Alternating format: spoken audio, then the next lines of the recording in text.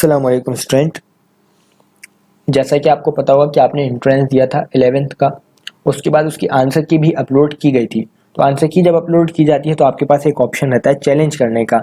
अगर आपको लगता है कि आपका एंट्रेंस पेपर में कोई क्वेश्चन गलत है या जो आंसर की अपलोड की गई है उसमें कोई आंसर गलत शो किया गया है तो आप चैलेंज कर सकते हैं। एएमयू उसको रिव्यू करता है, रिव्यू करने के बाद उसको या तो डिलीट कर देता है क्वेश्चन को, या फिर अगर आंसर की में कोई गलती होती है तो उसको चेंज करके वापस से आंसर की अपलोड की जाती है। तो ऐसे में यहाँ पे चैलेंज की गई थी आंसर की को। तो एमी ने जो रिव्यू डिसीजन लिया है वो सीरीज ए, जो आपका पेपर होगा सीरीज ए और सीरीज बी, उसमें क्वेश्चन नंबर 6 सीरीज ए में और 56 सीरीज बी में क्वेश्चन नंबर 56 दोनों सेम क्वेश्चन होंगे, उसको यहाँ पे डिलीट कर दिया गया है, यानी ओमिट कर दिया है। जब भी क्वेश्चन डिलीट किया जाता है तो वो 1 मार्क्स जो होता है वो सबको दिया जाता है। कोई भी आपने आंसर टिक किया हो ABCD में से उसका मतलब नहीं होता, लेकिन 1 मार्क्स जब भी क्वेश्चन डिलीट किया जाता है तो वो 1 मार्क्स सबको दे दिया जाता है।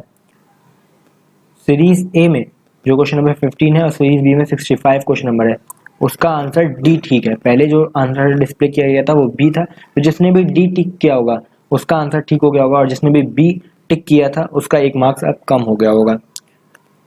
और इसी तरीके से अगर कॉमर्स की बात करें तो साइंस का हो गया, तो कॉमर्स में भी आंसर की को चैलेंज किया गया था। तो कॉमर्स में जो डिसीजन लिया गया है वो लिया गया है क्वेश्चन नंबर सीरीज ए में क्वेश्चन नंबर 26 और सीरीज बी में 66, इस क्वेश्चन को चैलेंज किया गया था, और आंसर की में जो शो किया गया था वो बी आंसर इसका करेक्ट किया गया था।